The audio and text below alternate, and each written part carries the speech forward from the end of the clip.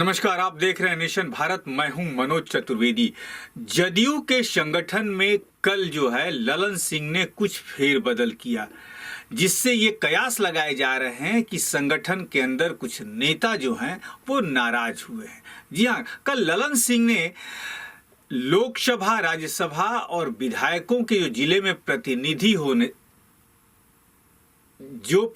होते थे उनको वो पद जो है उन्होंने उसे हटा दिया। कहा कि नहीं, अब ये पद नहीं रहेगा। और शायद ये राजनीतिक जगत में थोड़े कयास लगाना शुरू हो गया कि कुछ संगठन के नेता जो हैं नाराज हैं। लेकिन आज बिहार सरकार के मंत्री और जदयू नेता अशोक चौधरी ने कहा कि नहीं, ऐसी कोई बात नहीं है, कोई भी नाराज नहीं है। हर अध्यक्ष का अपना अलग अलग काम करने का तरीका होता है, जिसको श्री ललन सिंह ने किया है। उन्होंने ये भी कहा कि जब पुराने लोग जाते हैं तभी नए लोगों को मौका मिलता है और पार्टी अब नए चेहरों की तलाश में जुट गई है। क्या कुछ कह रहे हैं अशोक चौधरी, आपको सुनवाते हैं। देखिए, पार्टी जब नए लोग आते हैं तो अपने तरीके से सिस्टम को और संगठन को अपने अनुभव के हिसाब से चलाने का प्रयास करते हैं। तो हम समझते हैं राष्ट्रीय अध्यक्ष ने नए तरीके से नई चीज़ों को और कसने का प्रयास किया है संगठन को, और अपने तरीके से संगठन को और ताकत देने का प्रयास कर रहे हैं, और उसी के कड़ी में उन्होंने कुछ चेंजेस किया है। सर, जेडीयू के मीडिया सेल के प्रदेश अध्यक्ष ने इस्तीफा दिया था, इस्तीफा मंजूर हुआ है या नामंजूर हुआ है, मनाने की कोशिश हो रही है, इसलिए कि उनका जो ट्विटर अकाउंट पर उनकी जो पहचान है उसमें अभी भी वो, अगर उसकी माने तो अभी भी वो जेडीयू मीडिया सेल के अध्यक्ष हैं।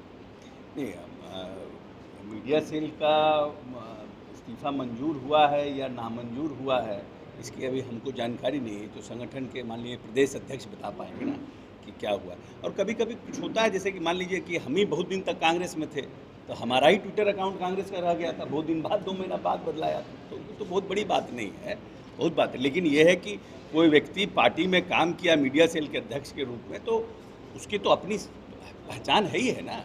तो ऐसा थोड़ी है कि कोई अब मीडिया सेल से हट गए तो जिम्मेवारी किसी को मिलती है, फिर कोई दूसरी जिम्मेवारी उनको मिलेगी। अमरदीप जी की भी बहुत भूमिका रही है चुनाव से लेके अभी तक में मीडिया में। उनको कोई माननीय राष्ट्रीय अध्यक्ष जी और प्रदेश अध्यक्ष जी कोई और जिम्मेवारी देंगे, उनको कोई और नई जिम्मेवारी मिलेगी, कोई नए लोग उसमें आएंगे। तेजस्वी यादव ने मांग किया है कि रघुवंश प्रसाद सिंह की मूर्ति और रामविलास पासवान की मूर्ति लगानी चाहिए। राजकीय समारोह रघुवंश प्रसाद ने मरने से पहले जो चिट्ठी लिखी थी, जो मांग रखी थी सरकार से, वो अब तक पूरी नहीं हो पाई। उनके बेटा हमारे पार्टी को ज्वाइन किए हुए हैं। हम समझते हैं रघुवंश बाबू के प्रति जितनी चिंता उनके पुत्र को है, उससे ज़्यादा चिंता किसी और को नहीं है। वो लगातार हमारे नेता के संपर्क में है, और उनकी जो अंतिम इच्छा थी उस सब मान्य नेता उनकी पूरा करें। कौन?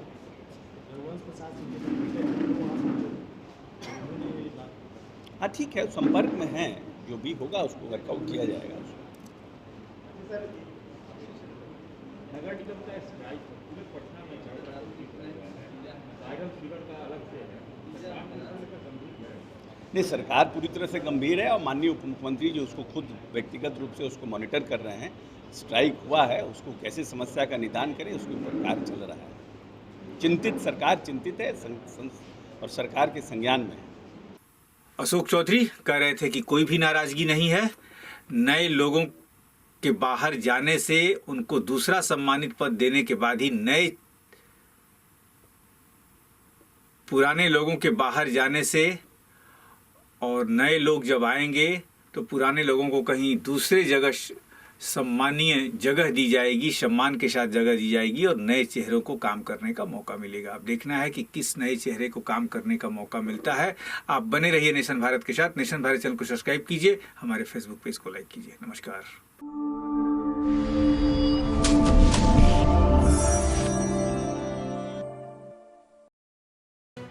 लेटेस्ट खबरों से जुड़े रहने के लिए हमारे चैनल नेशन भारत को सब्सक्राइब करें और बेल आइकन को दबाएं ताकि कोई खबर छूट न पाए।